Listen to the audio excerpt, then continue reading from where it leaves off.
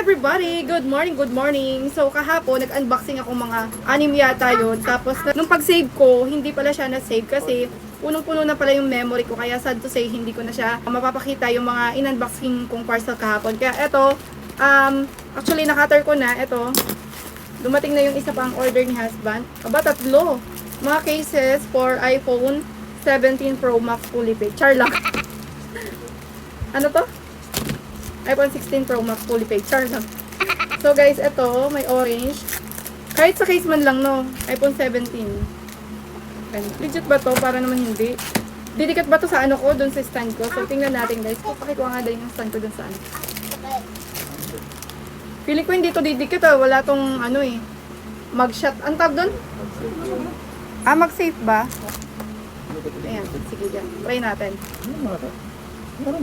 Try natin guys kung didikit. Buksan mo nga dad kasi medyo matigis na itong puno ko. Sabi ni husband, eto kasi tingnan nyo guys, etong ano ko, medyo luma na, naninilaw na. Pero, mahal din to nung binili ko. Mahal din talaga yung mga ganito. Dumi niya. Tapos, lagay natin. Testingan natin. Makitrend tayo. Wala kami lang wipes dito dad. Ayan. Paano to dad? Ang hirap pala. Ganyan. Parang hindi naman kasya. Kasi yan. Ayun guys, may iPhone 17 Pro Max fully paid na tayo because of this case. Char. At titingnan natin kung ito ay dumidikit din. Aba, dumidikit din guys. So, ang ganda kasi may bago na ako ngayon. iPhone! Thank you Lord and thank you husband na binili mo ko. Meron din siya. Oh. Meron din gray, meron din brown. So, yun lang. Sa mga gustong, kunyari may iPhone 17 Pro Max na kayo. Yung case niya. Ayan, order lang kayo dito.